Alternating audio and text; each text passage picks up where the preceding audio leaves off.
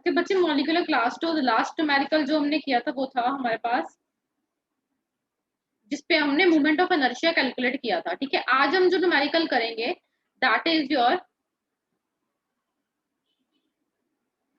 वहां पे उन्होंने बोला कंसीडर करो कि तुम्हारे पास एक हाइड्रोजन ड्यूटेरियम मॉलिक्यूल है। कंसीडर न्यूमेरिकल है बच्चे, रिजिड रोटेटर का ही है। Consider the hydrogen deuterium molecule. बच्चे hydrogen deuterium molecule means that it is of type HD। Okay, hydrogen deuterium, if the mean distance between the atom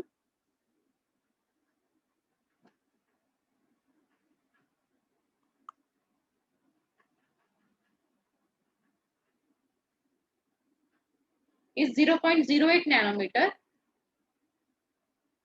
and mass of hydrogen atom is 938 MeV by C square, then energy difference। अच्छा देखो, अब तुम लोगों को सारे मैंने formula लिखवाए हुए हैं। ठीक है, तो वहां से फॉर्मूले तुम्हारे माइंड में आने चाहिए कि ये यूज होगा। फॉर्मूला कैसे माइंड में आएगा? प्रैक्टिस करके। Okay, between the two lowest rotational states is approximately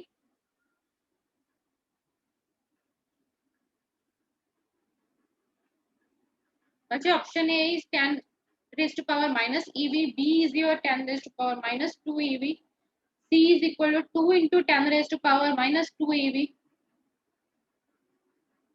and the last one is D is equal to 10 raised to power minus 3 EV।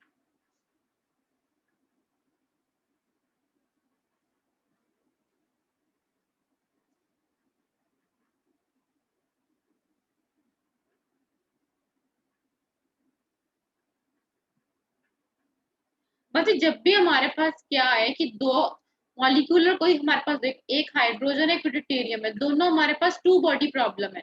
जब भी टू बॉडी प्रॉब्लम होगी, हमारा मेन काम होगा हम उसको वन बॉडी प्रॉब्लम में, हाँ जी, वन बॉडी प्रॉब्लम में रिड्यूस करेंगे। वन बॉडी प्रॉब्लम में रिड्यूस करने के लिए अगर हमारे पास मास गिवन है तो हम क्या करेंगे? रिड्यूस मास वाला फॉर्मूला यूज करेंगे, बिकॉज जब हमने कल स्टार्टिंग किया था रिड्यूस मास से स्टार्ट किया था। This is your numerical.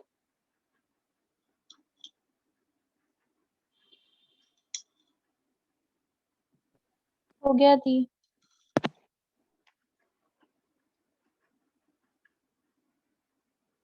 अच्छा, हाइड्रोजन ड्यूटेरियम मॉलिक्यूल, उनका मीन डिस्टेंस गिवन 0.08 नैनोमीटर। देखो क्या गिवन है, एक हाइड्रोजन है, एक ड्यूटेरियम है, दोनों का मीन डिस्टेंस कितना है? मीन डिस्टेंस, ठीक है, एवरेज डिस्टेंस गिवन है that is 0.08 nanometre. 1 nanometre is equal to 10 raised to power minus 9 metre. ठीक है, and mass of hydrogen atom is given, mass of hydrogen atom is given that is 938 MeV by C square। okay, then the energy difference between two lowest rotational level। वैसे energy उन्होंने calculate क्या करने को बोला? Delta E. Lowest rotational level कौन से होंगे? E into J plus one minus E of J. This is your first, this is will be your second. वैसे फॉर लोएस्ट लेवल हमारे पास जे की वैल्यू कितनी आएगी? 0। लोएस्ट लेवल जे की वैल्यू 0 आएगी, हमने क्या निकालना है? E1 minus. अब देखो बच्चे स्टार्टिंग कहाँ से करेंगे, ये तो उन्होंने सब कुछ क्वेश्चन में पूछा। अब बच्चे रिड्यूस मास निकालेंगे हम। सबसे पहले अगर हम सोल्यूशन कैलकुलेट करेंगे, reduce mass of hydrogen deuterium molecule that is mu. बच्चे वो क्या आएगा? m1 into m2 over m1 plus m2। बच्चे अब देखो ये 938 MeV बाय स्क्वायर है, इसको भूल जाओ, इसको भूल जाओ, इसकी कहीं पे यूज ही नहीं होना। हमें पता है हाइड्रोजन का मास होता है 1, ड्यूटेरियम का क्या होता है? डबल। 1 प्लस 2 कितना आ जाएगा? 2 over 3, that is your reduce mass. अब बच्चे ये जो यूनिट थे AMU में थे, अब हमें इसको कन्वर्ट करना है मीटर में।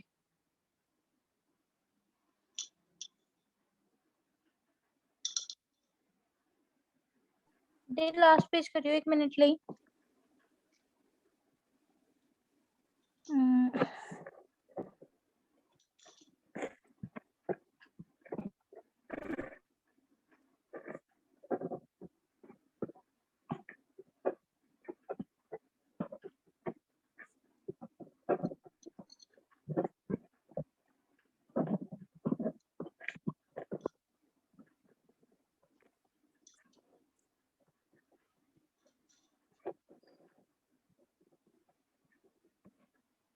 देखो अब ये तो आ गया एएमयू में, इसको अगर हमने हाइड्रोजन का 1 एएमयू मास करेंगे, दैट हम इसको -27 से मल्टीप्लाई कर लेंगे 1.6 into 10 raised to power -27 से, then you will get proper reduce mass of hydrogen and deuterium. ठीक है, अब बच्चे उन्होंने आर की वैल्यू गिवन है, that is equal to 0.08 nanometre. It mean 0.08 into 10 raised to power -9 metre is given your r's value, mean distance given है, reduce mass आ गया। अब बच्चे देखो उन्होंने नेक्स्ट कैलकुलेट करने को क्या बोला है, एनर्जी डिफरेंस। तो नेक्स्ट उन्होंने बोला डेल्टा ई कैलकुलेट करो। लोएस्ट लेवल के लिए पूछा है, दो लोएस्ट लेवल के लिए, देखो ई जे। अब देखो फॉर लोएस्ट लेवल अगर फर्स्ट एक्साइटेड स्टेट आता तो जे की वैल्यू 1, फॉर लोएस्ट स्टेट पूछा या ग्राउंड स्टेट पूछा होता, उस केस में जे की वैल्यू कितनी होगी, 0। तो हमें कैलकुलेट क्या करना है यहाँ पे देखो बच्चे, फॉर्मूला क्या होता है एनर्जी का, एनर्जी का फॉर्मूला होता है x cut square over 2i J into J plus 1, this will be the formula. अब देखो यहाँ पे क्या बना, E1 माइनस ई ऑफ 0। यहाँ पे कैसे आएगा, E 0 plus 1 minus E of 0, you will having E1 minus E0। तो यहाँ पे देखो J की वैल्यू क्या आ रही है 1, तो यहाँ पे अगर फॉर्मूला क्या आएगा, x cut square over 2i into 1 plus 1 minus h cut square over 2i into 0 plus 1. So here you will get answer as h cut square over 2i into 2. That will be your energy difference. अब देखो बच्चे h cut square की value है, h cut की value होती है, h cut की value याद रखो 1.05 into 10 raised to power minus 34 electron volt. That is the h cut value.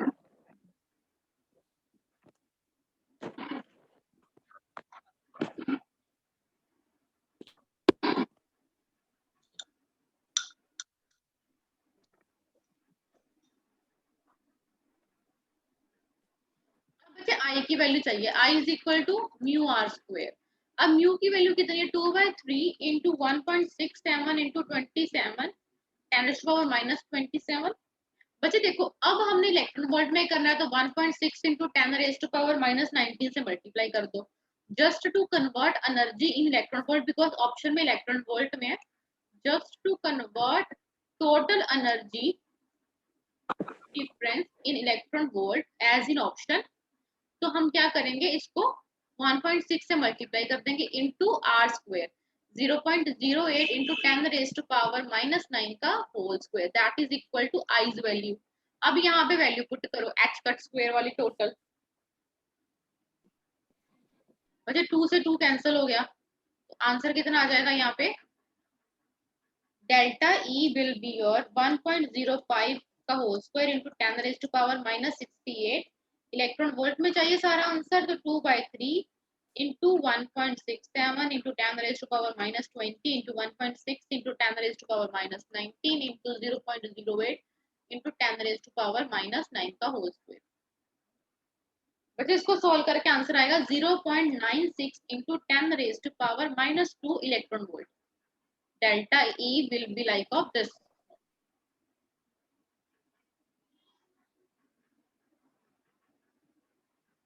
बच्चे अब यहाँ पे एक चीज देखो, यहाँ पे अगर हम ऑप्शंस पे जाएं, ऑप्शन में 2 ऑप्शंस ऐसे हैं जहां पर हमारे पास आंसर है 10 रेज टू पावर -2 और 2 इंटू 10 रेज टू पावर -2। देखो अब यहाँ पे कंफ्यूज हो गए, बच्चे 0.96 is approximately equal to 1, but 0.96 is not approximately equal to 2। Option C incorrect हो गया, आंसर क्या आएगा, बी। इस केस में आंसर क्या आएगा, B. Option B will be answer.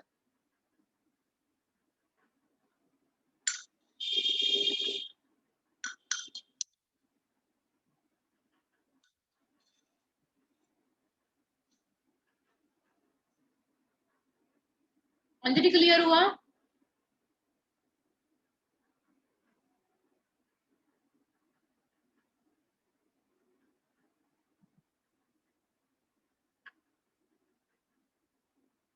Anjali clear हुआ,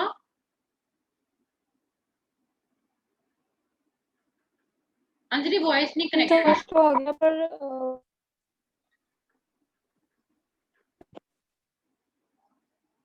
हाँ जी,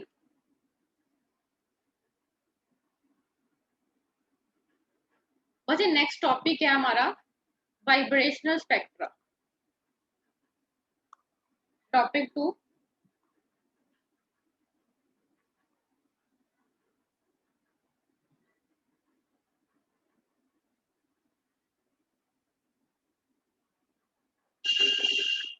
बच्चे स्टार्टिंग से यहाँ से take screenshot.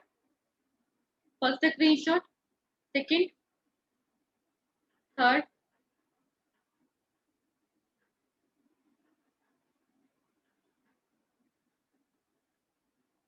Done Anjali.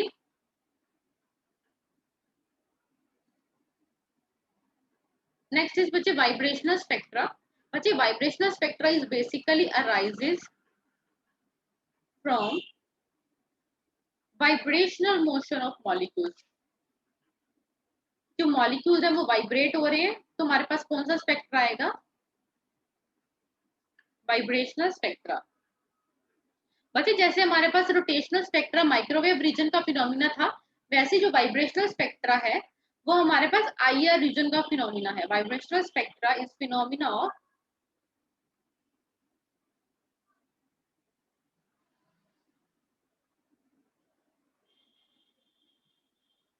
IR region of electromagnetic wave spectrum.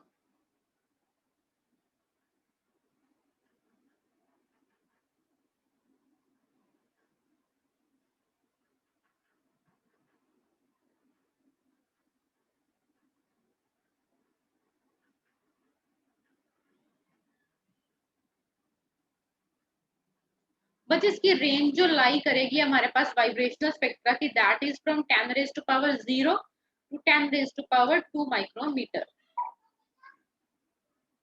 बच्चे ये आईआर रीजन का फिनोमिना है, ये बेसिकली वाइब्रेशनल मोशन के कारण हो रहा है। जो हमारे पास एनर्जी जो एसोसिएटेड है इसके बीच में, that is your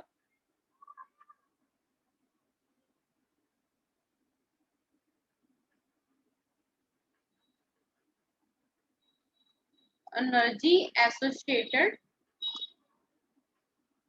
with the vibrational spectra.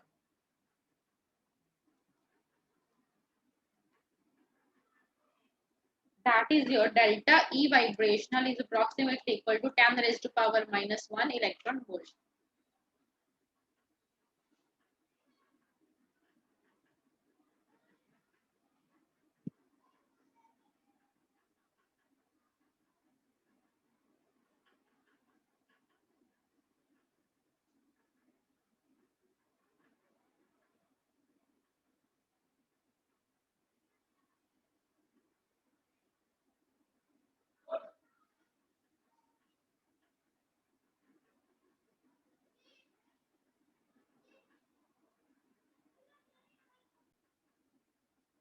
We have overtones in vibrational spectra. यहाँ पे देखो हमारे पास एक क्या होता है, एक फंडामेंटल बैंड बनता है।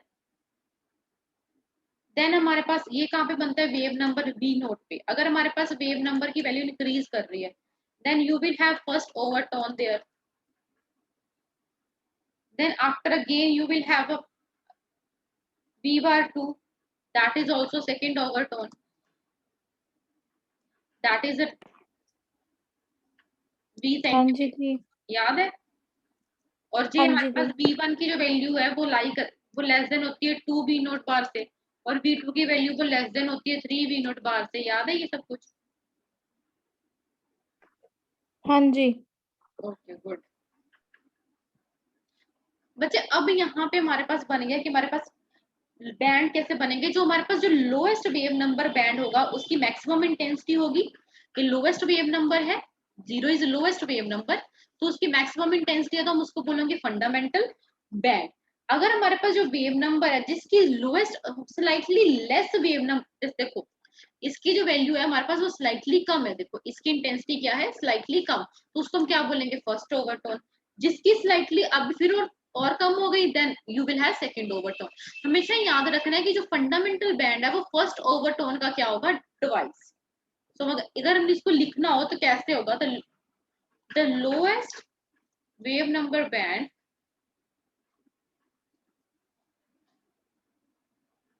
has maximum intensity and known as fundamental band.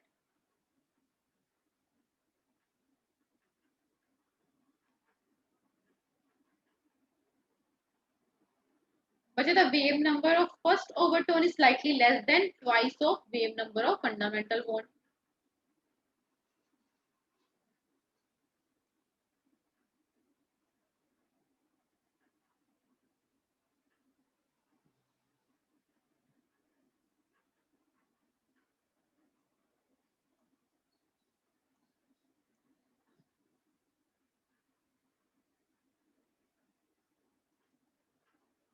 Fundamental band.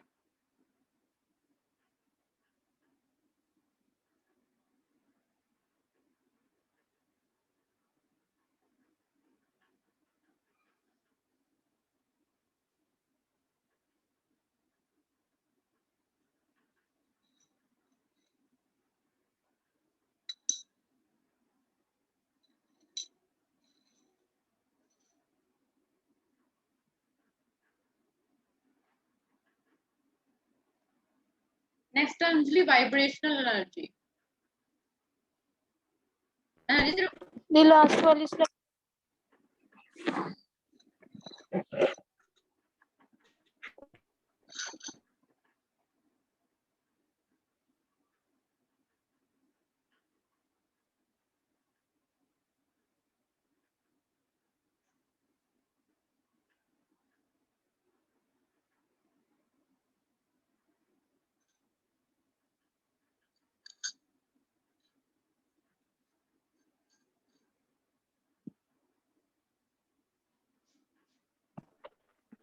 Done the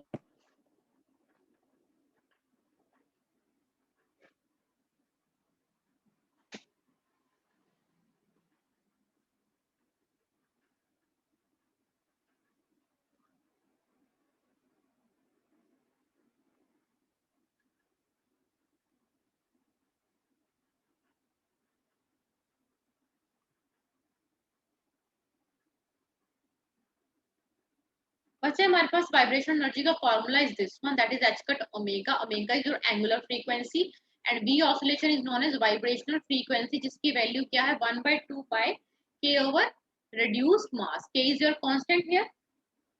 This is your vibrational energy. Next concept is your selection rule. बच्चे सिलेक्शन रूल क्या होंगे delta v is equal two plus minus 1.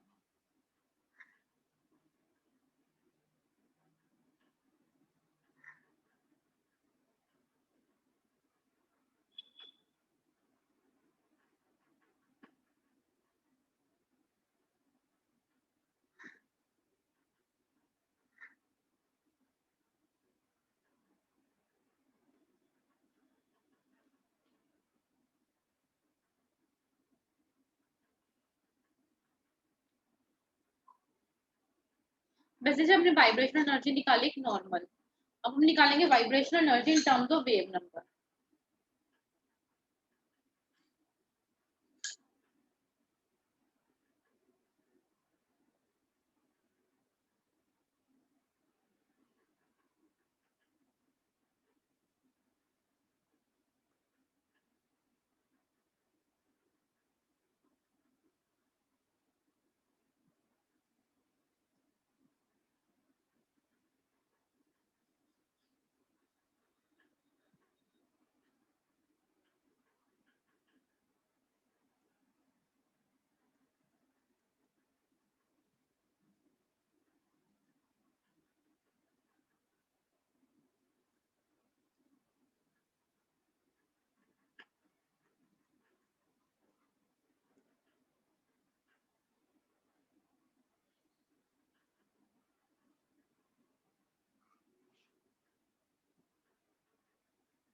Anjali याद ही करने पड़ेंगे बेटा ये सब कुछ फॉर्मूलाज हैं ठीक है.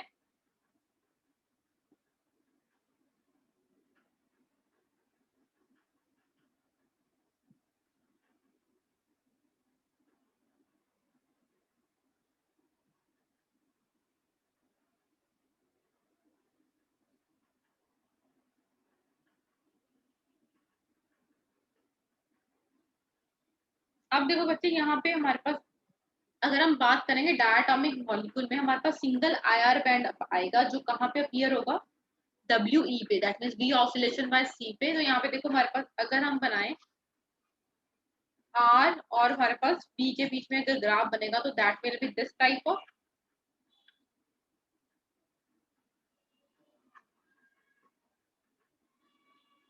यू शेप बनेगा अगर हमारे पास V की वैल्यू 0 है। अगर हम पुट करेंगे सारी value you will get answer as VE/2। अगर V की वैल्यू 1 है then you will get 3 omega E/2। अगर फिर हमारे पास V की वैल्यू 2 है you will gate 5 omega E/2। अब ये देखो 5 omega E/2 minus 3 omega E/2, 2 omega E/2 answer will be your omega E। तो यहाँ पे हम लिख सकते हैं in diatomic molecule single IR band appears at omega E centimeter inverse। बच्चे ये सिर्फ समझने के लिए कैसे देखो 3 omega E/2 minus omega E/2 तो आंसर कितना आ जाएगा 2 ओमेगा E/2। आंसर लास्ट में कितना बन रहा है ओमेगा E, मतलब दोनों में डिफरेंस कितना आ रहा है ओमेगा E का। दैट मींस अंजलि ये लिखिए ग्राफ थोड़ा सा ऐसे बनाना है कि दोनों में जो गैप आ रहा है ये जो this gap will be of at omega E that is equal to V centimeter. This will be her graph.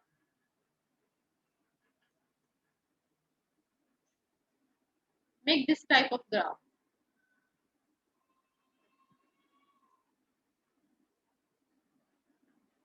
अब बच्चे हमने डायटोमिक मॉलिक्यूल को करना है as an anharmonic oscillator. ये जो हमारे पास ग्राफ बन रहा है बेसिकली अगर तुमने क्वांटम में हार्मोनिक ऑसिलेटर भी पढ़ा है तो ये हार्मोनिक ऑसिलेटर में भी हमारे पास इस तरह का ही हमारे पास ग्राफ बनता है। तो नाउ नेक्स्ट टॉपिक है जो हमारे पास वो है diatomic molecule as anharmonic oscillator.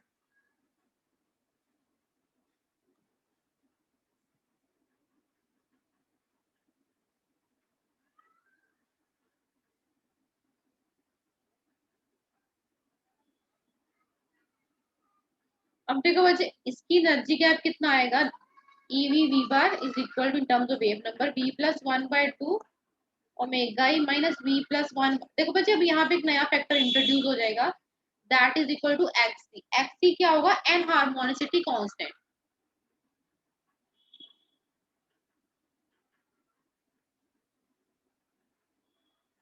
And बच्चे ओमेगा ई XC क्या आएगा हमारे पास एन हार्मोनिसिटी टर्म।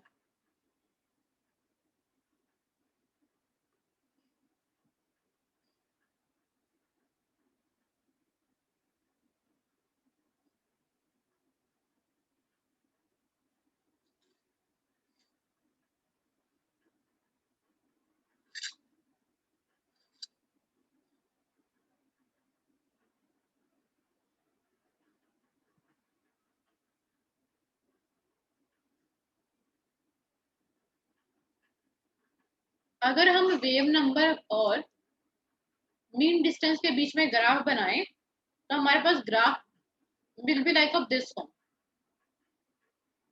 इस पॉइंट पे आके क्या होगा कि ग्राफ की जो हमारे पास फ्रीक्वेंसी की वैल्यू क्या हो जाएगी मैक्सिमम। तो जहां पे हमारे पास फ्रीक्वेंसी मैक्सिमम होगी जहां पे वाइब्रेशनल कांस्टेंट की वैल्यू मैक्सिमम होगी सॉरी फ्रीक्वेंसी नहीं, तो वहां पे क्या हो जाएगा dissociation will take place.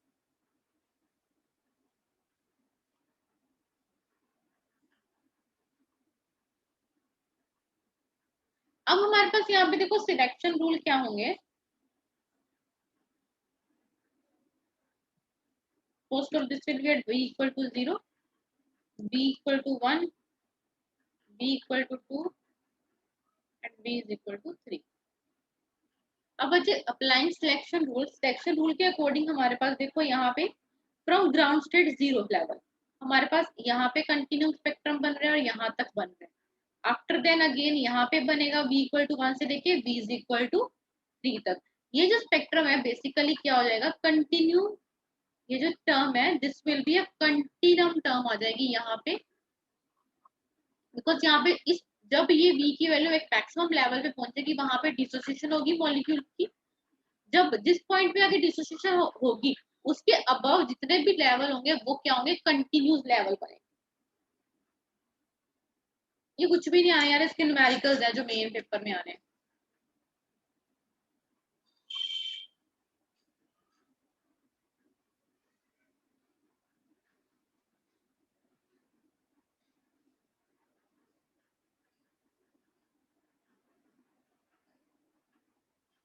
Anjali ये वाला फॉर्मूला है, इस फॉर्मूला में एक बार v को 0 पुट करो, फिर v को ओके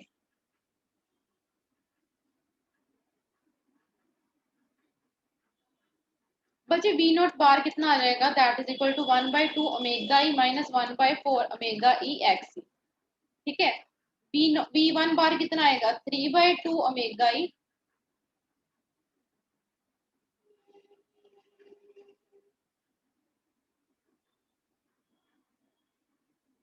अंजलि अब हो रही है?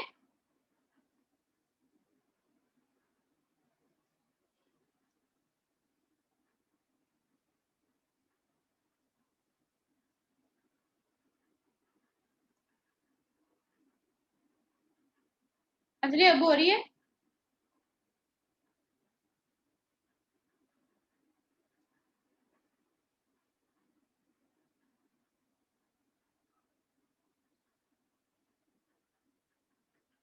बच्चे दोबारा ज्वाइन करना।